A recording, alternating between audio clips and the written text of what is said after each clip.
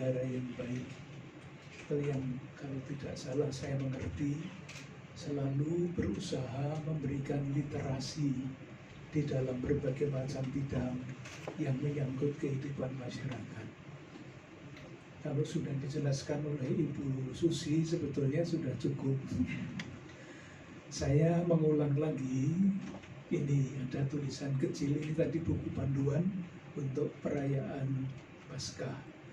Temanya adalah partisipasi mewujudkan kesejahteraan bersama. Saya tidak tahu apa yang sudah disampaikan Ibu Susi, tetapi secara garis besar begini. Sejak tahun 2016 sampai nanti tahun 2026, 10 tahun, Keuskupan Agung Jakarta mempunyai cita-cita besar yang ingin disampaikan dan diwujudkan oleh umat Keuskupan Agung Jakarta.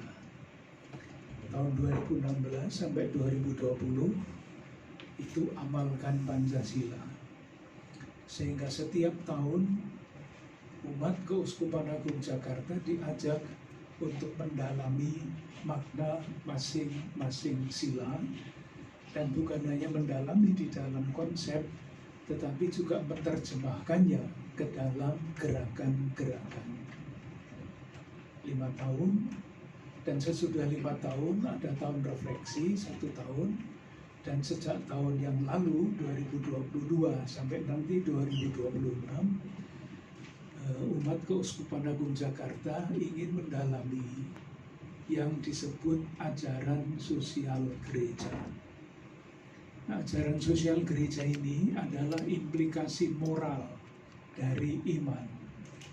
Kita semua tahu iman dirayakan di dalam ibadah, tetapi juga mesti diwujudkan di dalam ibadah sosial.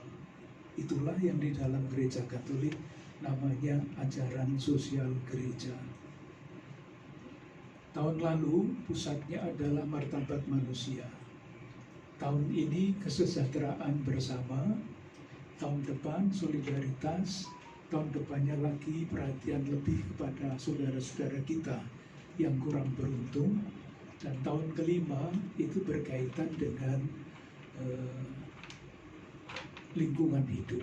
Jadi 5 tahun Pancasila, 5 tahun ajaran sosial gereja, nanti kita lihat 5 tahun berikutnya seperti apa. Nah, tahun ini tema yang kedua adalah kesejahteraan bersama. Ini kata yang sangat besar. Artinya sangat banyak. Kalau kita belajar sedikit mengenai apa yang termasuk di dalam kesejahteraan bersama, itu misalnya masalah air, masalah polusi, masalah lingkungan hidup, masalah kemiskinan, segala macam masalah keadilan antar generasi, masalah lingkungan hidup, banyak sekali masalahnya. Temanya sangat besar. Dan tentu kami, masyarakat akar rumput, tidak sampai. Kita mau omong apa mengenai perdagangan manusia misalnya. Paling-paling kita mengajak umat untuk menyadari masalah ini. Kita mau omong apa tentang keadilan antar generasi. Paling-paling penyadaran dan internalisasi. Jadi intinya itu. Nah, yang kami prihatinkan, saya kira kita semua warga negara Indonesia yang punya hati itu prihatin. Dari satu pihak, kita ini mempunyai cita-cita kemerdekaan, bersatu, merdeka, adil, makmur. Nyatanya keadilan sosial masih jauh. Dan bahkan di media massa, sejauh dapat saya baca, justru arus-arus yang melawan kesejahteraan sosial itu semakin deras, sangat memprihatinkan.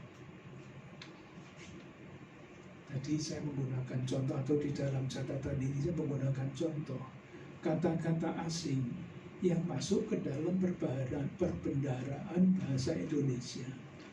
Bukan hanya katanya yang masuk, tetapi watak yang ada di balik kata-kata itu masuk.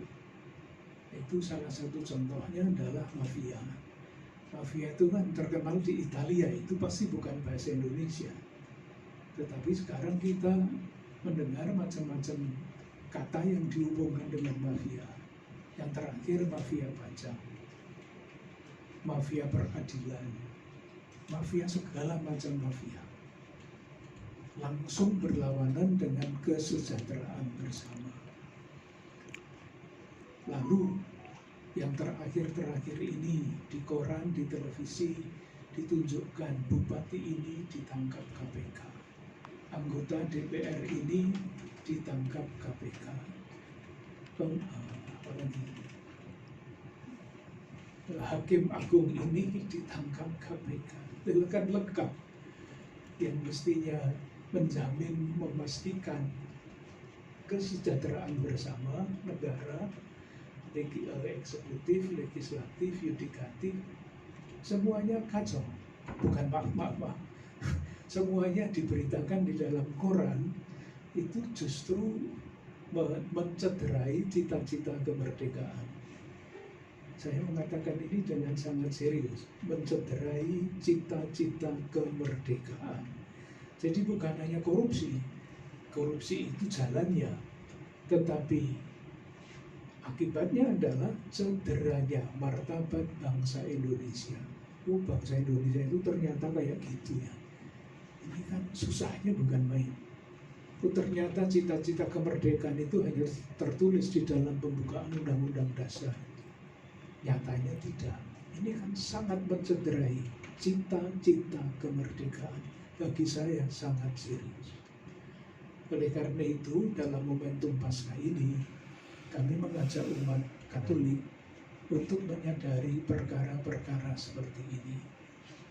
Tidak mudah memahami, apalagi kalau sudah sampai pada kekuasaan, itu orang mengatakan, apa istilahnya dalam bahasa asing itu, power tends to corrupt. Kekuasaan itu cenderung untuk korup, untuk rusak. Ya, ternyata seperti itu yang terjadi di negara kita.